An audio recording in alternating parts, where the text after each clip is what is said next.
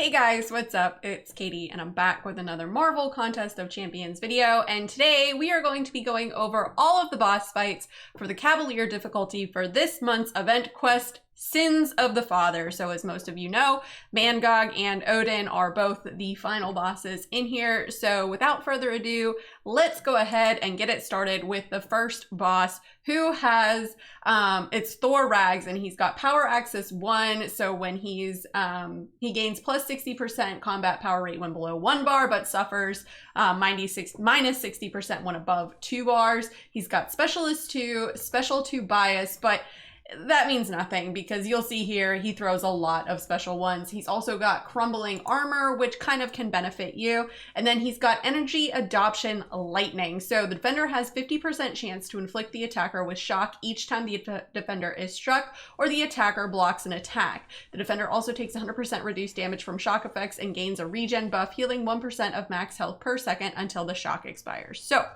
I decided to bring in Storm Pyramid X here because she takes reduced shock potency when she's in the Lightning Tempest. So I went ahead and activated that, and I figured I would never really get to my special 2 because I'm going to be so busy, you know, baiting out his specials, and by the time I get to the, you know, roughly around 20 hits on my combo meter, I'm going to need to throw a special in order to stop Thor's power gain. So this node really isn't that bad. You could bring in multiple counters for this. Really anyone who's shock immune is going to be beneficial. Heck, even Silver Surfer could do this because he is shock immune as well. So there's not really too much you got to worry about in this fight. You really just kind of got to pay attention to, you know, Thor's power bar, bait out those specials. Like I said, he's pretty willing to throw either the special 1 or the special 2, even though it says special 2 biased.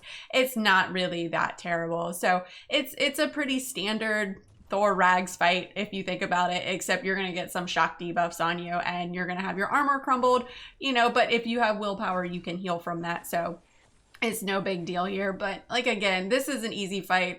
Storm P90X is really great for this fight because she does take the reduced shock damage and she'll heal from it, which is always nice. So especially since I run suicide, so any little bit of extra healing I'll take. But I just kind of chain throw these special ones. I get the prowess up, but I don't bother doing the passive prowess with the heavy. I probably could have to deal more damage. And it does take quite a few hits here. When Storm P90X, when she doesn't crit, she's really weak. So I wish Kabam would kind of increase her crit rate, but I understand why they don't because it would make her fairly OP in damage dealing wise. So, but overall, this isn't a bad fight. Just bait out the specials. Both of his specials are easy to punish, and it's easy peasy lemon squeezy. So now we're moving on to the next boss, which is Thor Jane Foster. Now, Thor Jane Foster has physical resistance, bubble shield, mighty charge.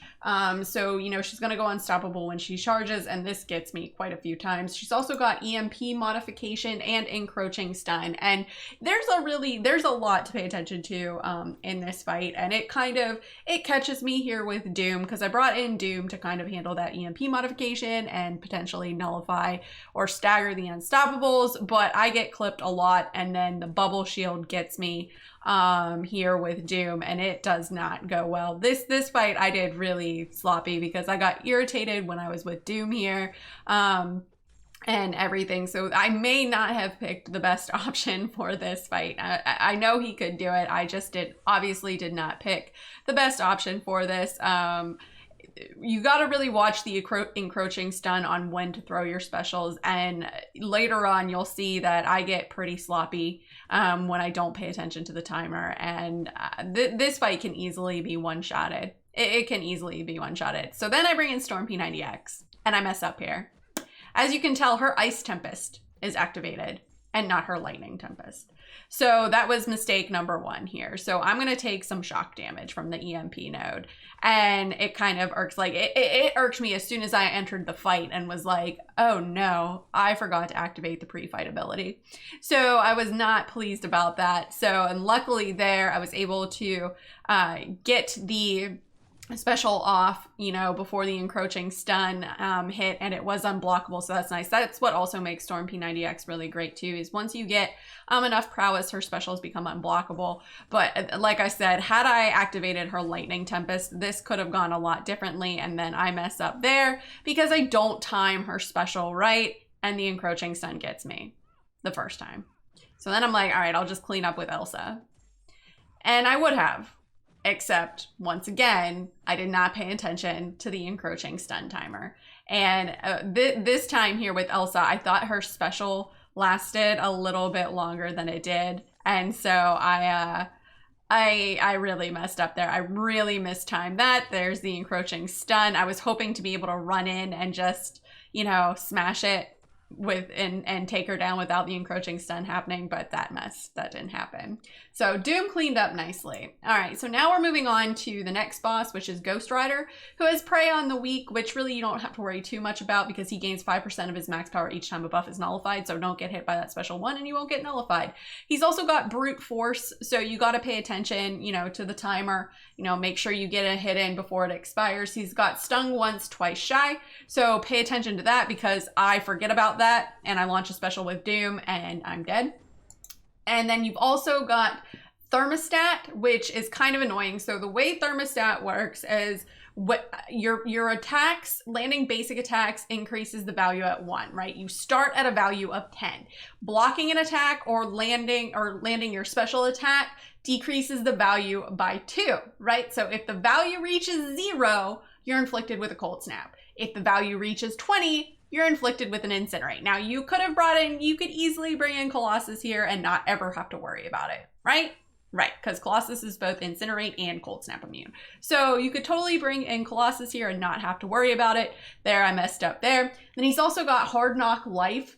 So that's each time you perform a well-timed block, you're gonna get a Disorient on you. And then he's also got Stun Vulnerability, which actually works out in your favor because when he's stunned, your attack rating is increased by 200% when landing hits. So that's really beneficial for you. So I just brought in Longshot here to clean it up. And I also forgot that Ghost Rider is now Incinerate immune. So I was like, oh, this will be fine. I'll just, you know, we'll just melt him down. Yeah, that didn't work out so well. It got him pretty close. So there's some things you got to pay attention to in this fight. The big thing here is Brute Force and the Thermostat gauge. You really got to pay attention to those because that'll get you in the end. But Ghost Rider goes down easy peasy. And now we're moving on to probably what I think is the most pain in the butt fight in this event quest, and it is Void.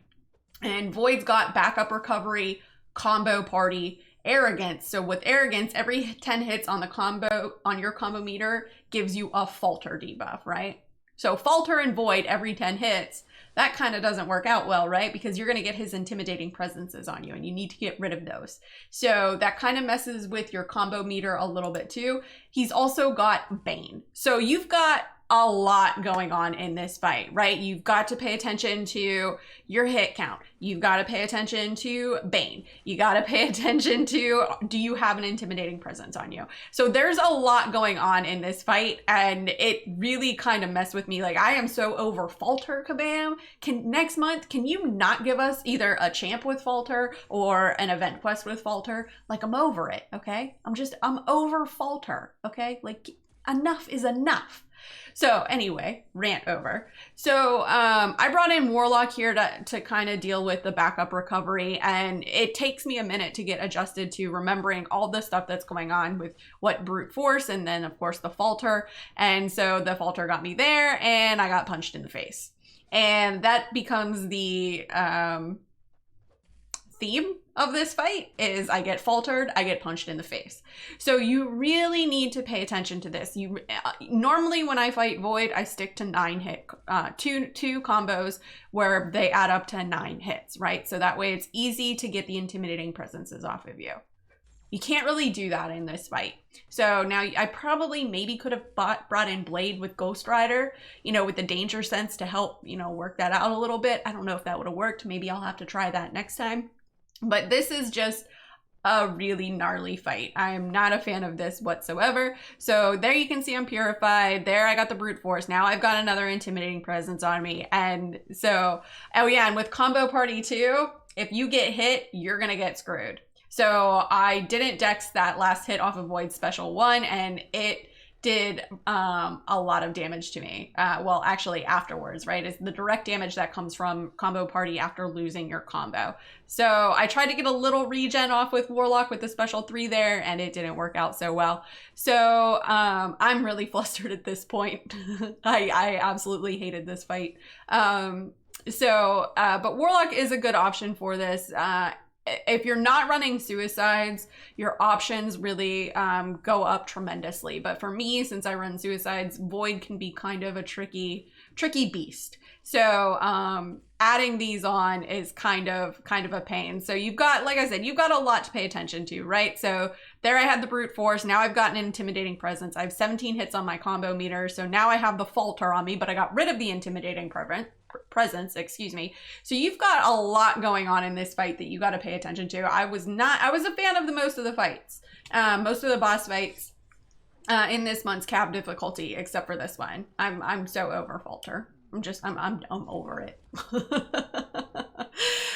But Warlock does manage to take Void down here. But like I said, you really got to pay attention to that falter, because I launched a special 2 one time. It crossed over the threshold, got the falter on me, Void blocked. As soon as the special was over, Void punched me in the face immediately and ended me. So you really need to pay attention to that. I would honestly pay attention to that more than I would the brute force, especially if you have someone who can heal up and you don't have any of his intimidating presences on you. It's going to be a lot easier to just kind of handle that falter versus the brute force. But there's a lot going on in this fight that you got to pay attention to. So I'm not a fan of that, but Warlock ends up taking him down within, a couple revives that probably shouldn't have happened, but that's neither here nor there. Okay, so now we are moving on to the first of the new bosses, which is Odin. And so Odin's an interesting champ, right? He's got Divine Barrier. So basically what happens there is he is on a timer where he becomes immune to Nullify, Fate Seal, and Stagger for 10 seconds. He's also got Supercharge, so he's going to gain power. He's got Feats of Indestructible, so anytime you reach 2 bars of power, he's going to gain an indestructible buff. Then he has Now You See Me, so every 6 seconds, you're inflicted with a falter debuff. And then he's also got Steady Perseverance, so when he activates a special attack, he gains a stun immunity buff for 6 seconds. Now, I originally brought in first Long Shot because I was like, you know what, he's going to have a lot of buffs. Hopefully I can reach a special 2 before that immunity thing comes up, and that didn't work. So then I brought in Claire, and Claire works really well here because she gives them buff immunity, so she can prevent him from gaining those buffs. So Claire is amazing for this fight. If you don't have Claire, Magneto works too, because guess who's metal? Big Daddy, the Allfather here is metal. So if you don't have a Claire, Magneto will work well for you as well. But for me, Claire just kind of demolished him. I should have brought her in initially, but gotta try out those new champs. All right, so now we're moving on to Mangog, and this guy is a pain in the butt. This guy is a pain in the butt for a number of reasons. So first off, if you try to inflict him with Power Drain, Power Burn, or Power Steal, it's going to reduce the potency of those effects by 10% for the rest of the fight each time you try to inflict him with one. Then he's got Aggressive, which is fine. That's fine. You can punish his heavy. It's cool. Heavy hitter, heavies are not interrupted. Empowered immunity. Whenever this champion would receive a buff he's immune to, he generates 33% of a bar of power. So that kind of works out because right back at you is whenever he's knocked down by a heavier special attack, he becomes debuff immune for 6 seconds. Now, Mangog here, and I messed up every time I fought him, but you want to use 4-hit combos with Mangog so that you don't get the hatred up to 10, because when you get the hatred up to 10, he's going to go unblockable and he's going to go unstoppable, and it's just a giant pain in the butt. And I know what you're thinking, but unstoppable, I'll just slow him with She-Hulk. Wrong.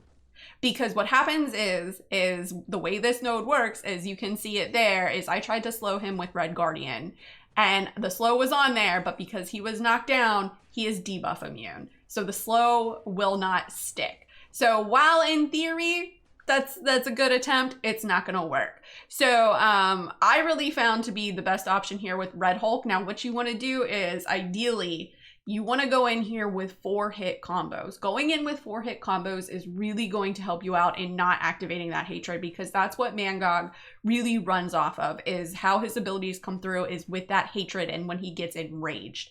So when he hits 10 hatred, he becomes enraged. So doing 4-hit combos will prevent that, because he gains hatred rather by 5-hit combos, either by you or by him. So doing 4-hit combos is going to prevent that. So keep that in mind as you're fighting Mangog. It will help you out tremendously, and you won't make the same mistakes that I did, because there you can see he's enraged, right? He's got the 10 hatred, so he's unblockable there. Didn't dex that out, and he's unstoppable. So, and the only time that when that unstoppable ends is when the hatred or the enrage ends. So it's a long time to be unstoppable. So it's a bit of a pain. So I would highly, Red Hulk worked the best for me, and he worked well for a couple other people that I know. So if you have a Red Hulk, it's time to dust him off. Plus he clears a lot of the path anyway. So, but anyways, guys, that is it for this month's Cav difficulty. Let me know in the comments below, what did you think of this month's Cav difficulty? Did you find it difficult? How did you find Odin and Mangog to be? Who was the hardest boss in your opinion? Who did you use to clear the content? And are you as sick of Falter as I am? Let me know in the comments below, and let's discuss. As always, guys, thanks so much for watching, and enjoy this quick word from Kevin Smith. Hey man, it's me, Kevin Smith, and if you enjoyed the mediocre Mcoc video full of scrub gameplay, then show Katy some love by hitting like and subscribe, man. Katy don't ask for much. Katy did ask for this. Katy did. So, do like Katy did and bug people and get you to like and subscribe, man. She's doing that Mcoc beautifully. Not mediocre. Katy!